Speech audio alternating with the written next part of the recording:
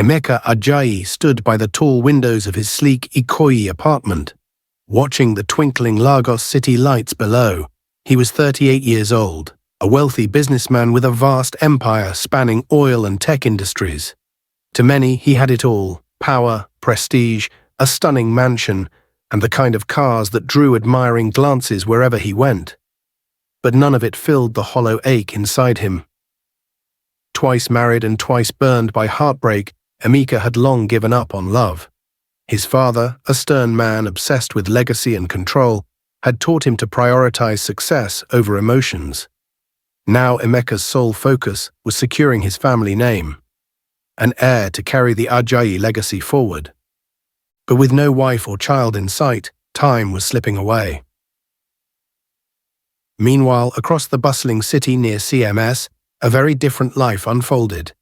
Chinelo Eze sat on the cold concrete, her back against a dusty wall beside the crowded market street. At 26, she was homeless, navigating the harsh Lagos streets alone after losing both parents. Her dreams of becoming an artist, once nurtured in Enugu, were fading fast. Clutching a worn pencil, Chinelo sketched furiously on a torn piece of cardboard. Her art was her refuge, a way to pour out pain and hope. Passers-by barely noticed the young woman in tattered clothes, pouring her soul into lines and shades, too busy with their own busy lives. That evening, Emeka drove home after a long day of meetings. As he slowed at a red light near the city centre, his eyes caught the figure of Chinelo, intensely focused on her drawing. There was a quiet strength about her, a resilience that stirred something long buried inside him.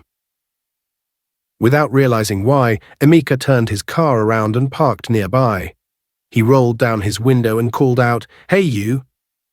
Chinelo looked up sharply, eyes wary and tired. "What do you want?" "I want to talk," Emeka said simply. After a tense pause, she stood and approached the car. He invited her inside, not for small talk, but with a surprising offer that would change both their lives forever. Themes introduced: loneliness despite wealth, resilience in hardship, the unseen strength of the vulnerable, crossing social divides, the beginning of fate's intervention. Inside the cozy art-themed cafe in Victoria Island, Emeka Ajayi sat across from Chinelo Eze, the young artist who had captured his attention on the streets. The dim light cast gentle shadows on the walls, lined with vibrant Nigerian paintings, a fitting backdrop for a conversation that would change their lives. Emeka's voice was calm but firm as he laid out his proposal. "Chinelo, I need someone to carry my child. No strings attached, no marriage, no love story, just an heir to continue the Ajayi name. In return, I will ensure you are cared for, medically and financially. Enough money to start a new life when the child is born." Chinelo's eyes widened in disbelief. "You want me to what? Carry your child?" "Yes," Emeka replied plainly. "This is a business arrangement. I'm offering you a chance to change your life." Her mind raced, heart pounding with confusion, fear, and hope. She had faced hunger, cold nights on Lagos streets, and the harsh judgment of society.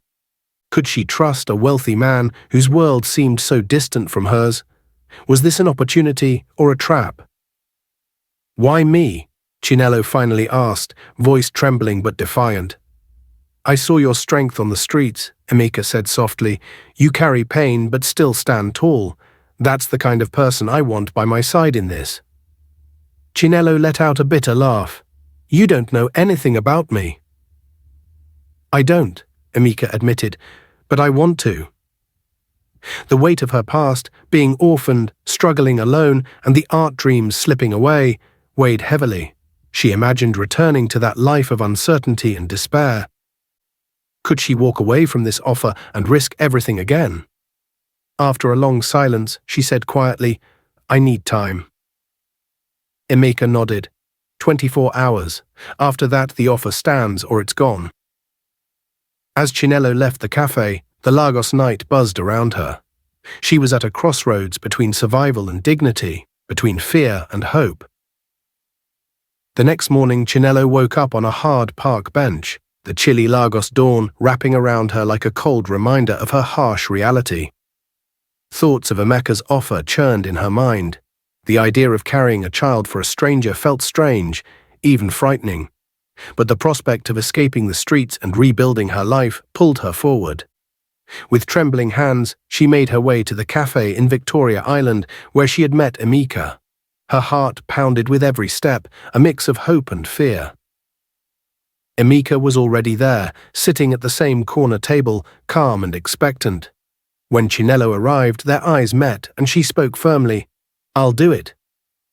Emeka's expression softened into a small, approving smile. "Good, I've already prepared everything. You'll move into my home today."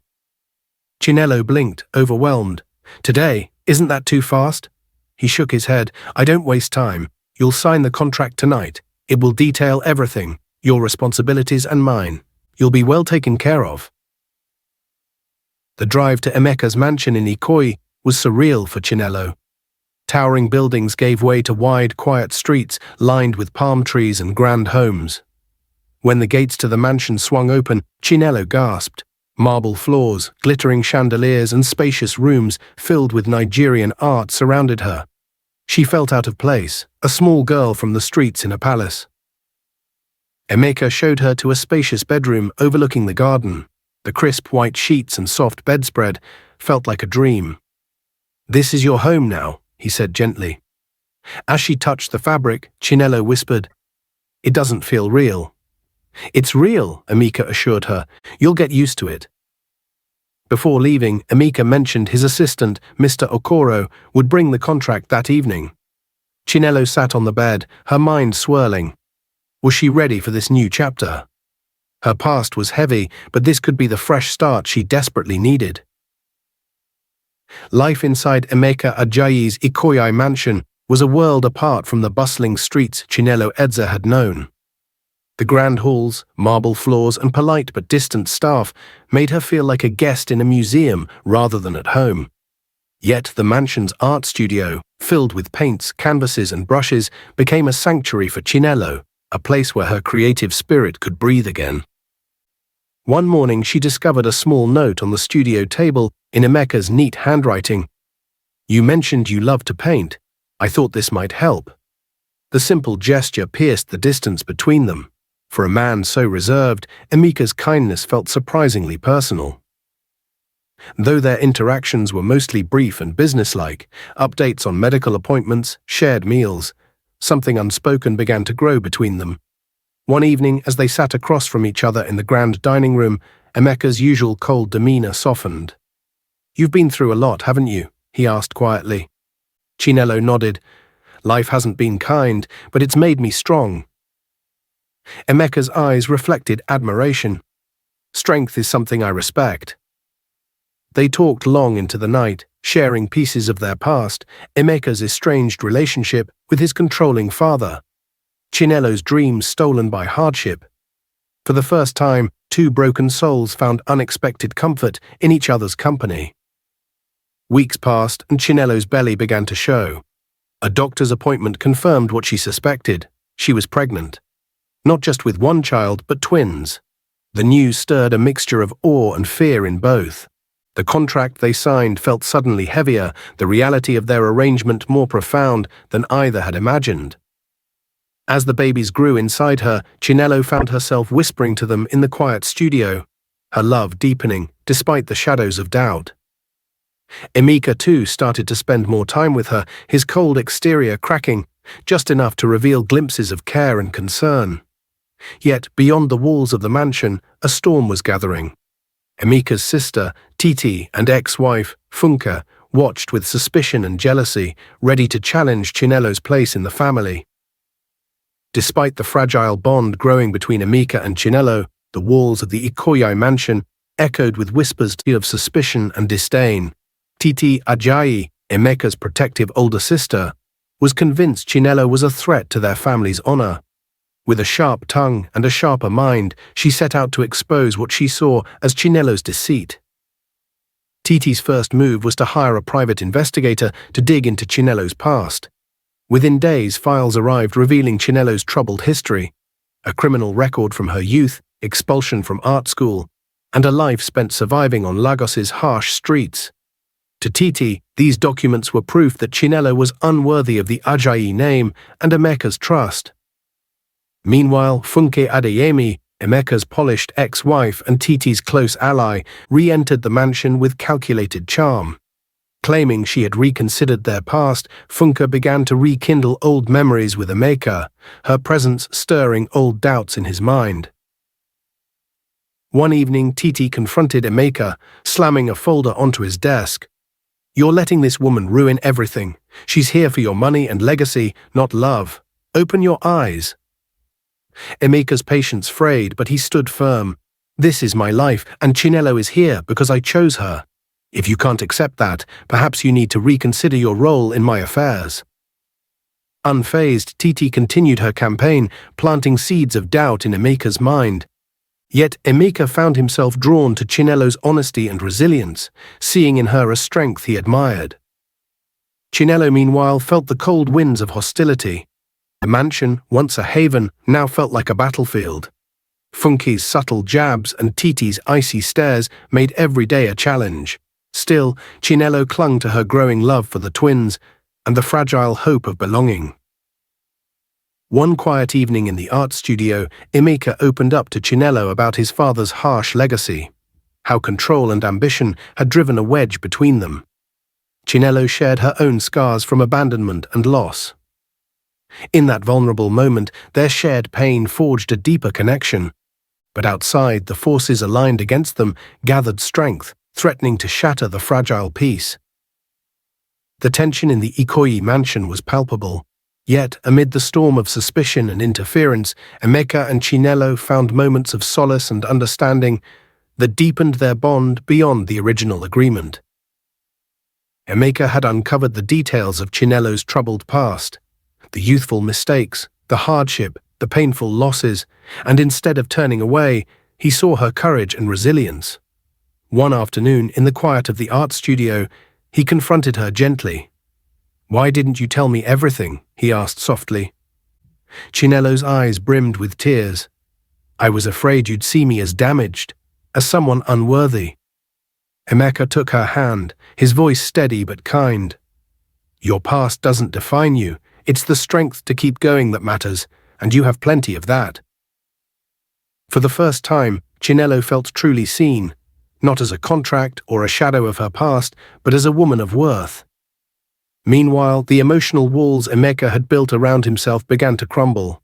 He shared stories of his own pain, the pressure from his father, and the loneliness behind his success. Chinelo listened, understanding the man beneath the businessman. Yet their fragile peace was constantly tested. Funke's attempts to reinsert herself into Emeka's life and Titi's unrelenting mistrust cast long shadows. Their words echoed in Emeka's mind, stirring doubts he struggled to silence. As Chinelo's pregnancy progressed, her attachment to the unborn twins grew. What began as a business arrangement was transforming into something deeply personal.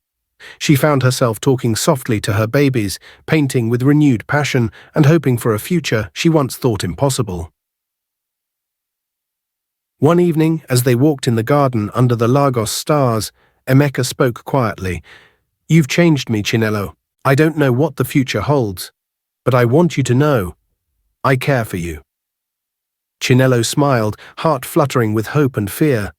"I've been afraid to hope, but I feel it too." The journey ahead was uncertain, but together they were beginning to believe in the possibility of love born from trust and healing. The day Chinelo had long anticipated arrived sooner than expected. The pain and anticipation of childbirth filled the mansion with a new kind of energy, hope mixed with fear. Emeka was at her side every step, his usual calm now softened by genuine concern. In the private hospital in Lekki, doctors prepared for the arrival of the twins, two tiny lives that symbolized more than just an heir, but a new beginning. Hours later, the cries of a healthy baby boy and then a baby girl filled the delivery room. Tears streamed down Chinelo's face as she held her newborns, overwhelmed by a love she hadn't expected to feel so deeply. Emeka's eyes glistened as he gently touched his children's tiny hands. "They're perfect," he whispered. Yet, amid the joy, fears lingered. Emeka admitted in a quiet moment, "I'm scared. Scared I'll fail them like my father failed me." Chinelo squeezed his hand reassuringly. "You won't. We'll figure this out together." Back at the mansion, life began to shift. Sleepless nights, tender moments, and the joy of family filled the once quiet halls. Chinelo balanced motherhood with her art, finding renewed purpose and strength. Titi's hostility softened after seeing the genuine love Emeka showed his children. Her grudging acceptance opened the door for healing old wounds. Funke, however, quietly withdrew, her ambitions fading in the face of Emeka's commitment. One evening, under the soft glow of the garden moonlight, Emeka presented Chinelo with a torn contract and a velvet ring box. "I don't want a contract between us anymore," he said, dropping the paper to the ground. "I want love. I want you. Will you marry me?" Tears streamed down Chinelo's cheeks as she nodded, her heart full. "Yes, Emeka, 1,000 times yes." Their kiss sealed a future built not on obligation, but on love and hope. Surrounded by close family and friends, Emeka Ajayi and Chinelo Eze stood together in the lush garden of their Ikoyi mansion, bathed in soft sunlight. The intimate wedding ceremony blended elegant tradition and modern love. Chinelo in a flowing white dress, holding fragrant soft pink roses. Emeka in a tailored suit, their twins nestled nearby, cooing softly. With steady voices full of emotion, they exchanged vows that reflected more than promises. They were pledges of healing, trust, and shared dreams. "I promise to love you, support you, and build a life with you," Emeka declared, his eyes shining with sincerity. "And I promise to stand by you, cherish you, and love you with all my heart," Chinelo replied, smiling through tears. The guests erupted in applause as the couple sealed their vows with a kiss, the twins' happy giggles filling the air like music. Life after the wedding settled into a beautiful rhythm. The mansion was alive with laughter, the cries and coos of their children weaving into every room. Chinelo's art flourished, gaining recognition in Lagos galleries and beyond, as she balanced motherhood and passion with grace. Emeka, once burdened by the weight of his father's legacy, found joy in fatherhood and partnership. He spent less time in the boardroom and more time in the nursery, eager to build a different legacy, one rooted in love and presence. One peaceful evening on the patio, Chinelo rested her head on Emeka's shoulder and whispered, "Can you believe how far we've come?" Emeka smiled warmly, wrapping an arm around her. "It's more than I ever could have hoped for." Their journey, from lonely strangers divided by circumstance to a family united by love, was a testament to resilience, forgiveness, and the power of new beginnings.